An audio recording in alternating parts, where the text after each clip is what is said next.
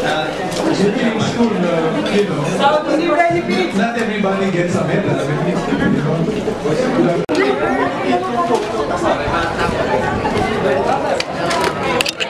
Sahod! Itaas! Presyo! Ibaba! Sahod!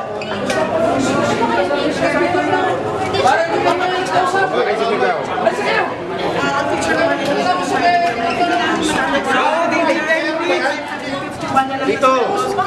Loob ng isang buwan. Ito ang hindi kami naghintay ng dagdag na sahod. 551, 24 pesos isang araw. 24 pesos isang araw ang dinagdag sa sahod namin. Kami mga teachers, 3 taon kaming naghintay na madagdagan ang sahod namin. Kaya itong 551 para sa aming mga teachers, karamihan sa mga teachers ay hindi katanggap-tanggap.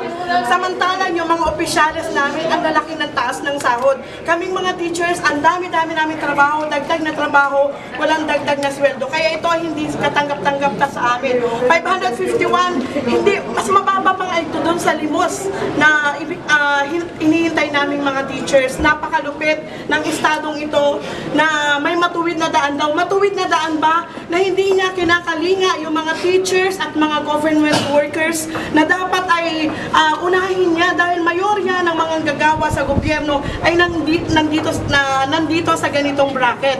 Napakaliit mula sa salary grade 1 hanggang doon sa salary grade 13 ng mga teachers. Maliit na maliit ito. At marami sa mga teachers, ito nga ang panawagan namin sa mga teachers at sa aming mga pamilya, mga kaibigan, walang iboboto sa Liberal Party kahit isa. 0 vote ang mga teachers sa Liberal Party. 45% pa.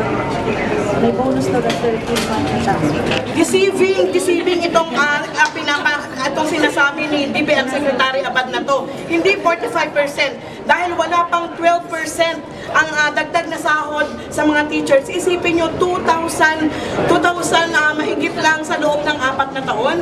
Kung hatiin mo to sa 4 na taon, 500 nga lang talaga. Ano pa yung tax na babawasin dito? May income tax pa. Ano na naman titira sa amin? 400 isang buwan? Ano yun?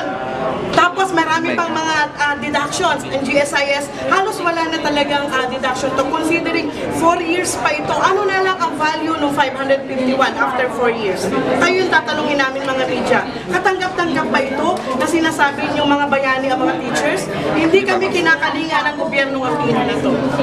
Pag-direct ko yung pangalan, di ba? Joy Martinez, Secretary ng ACT-CRU. Teacher ako sa Malabon, Imelda Elementary School, grade 3 teacher for 22 years.